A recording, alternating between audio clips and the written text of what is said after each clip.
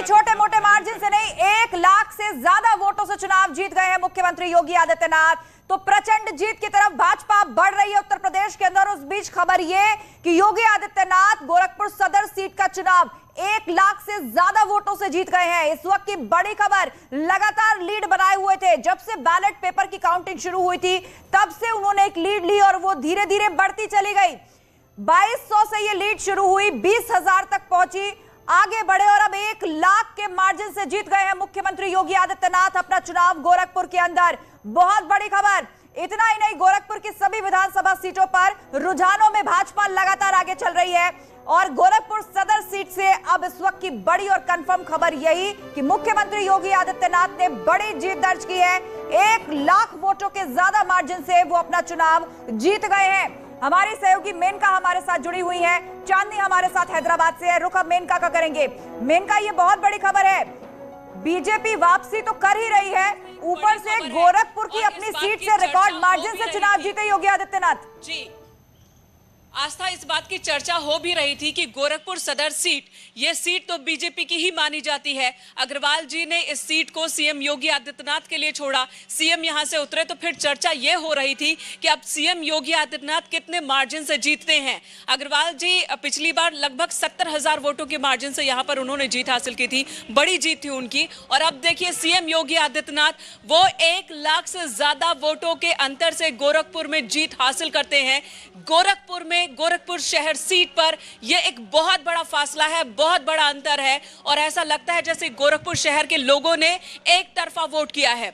जब वोटों की गिनती शुरू हुई थी, जब बैलेट पेपर की गिनती शुरू हुई थी और उसके बाद ईवीएम खुला, तब से ही सीएम योगी आदित्यनाथ लगातार बढ़त बनाए हुए थे, फासला बड़ा होता जा रहा था और चर्चा यही हो रही थी। जो मेहमान यहां मौजूद थे वो भी यही कह रहे थे कि ऐसा लगता है कि सभी ने सीएम योगी आदित्यनाथ को ही यहां पर जाकर के वोट कास्ट किया है। क्या यहां पर मुकाबला बीजेपी वर्सेस बीजेपी का था, यह भी कहा जा रहा था, क्योंकि उनके कंपैरिजन में उनके कॉम्पिटिटर के तौर पर बीजेपी के ही दिवंगत नेता की धर्मपत्नी मौजूद, लेकिन उन्हें उस तरह से नहीं मिली है सहानुभूति। समाजवादी पार्टी को वो सहानुभूति समाजवादी पार्टी हासिल नहीं कर पाई है उनके नाम पर और सीएम योगी आदित्यनाथ 1 लाख से ज्यादा वोटों के अंतर से जीते हैं। ये एक बहुत बड़ी जीत है गोरखपुर शहर सीट में और पूरे गोरखपुर के सभी सीटों पर बीजेपी बढ़त बनाए हुए है।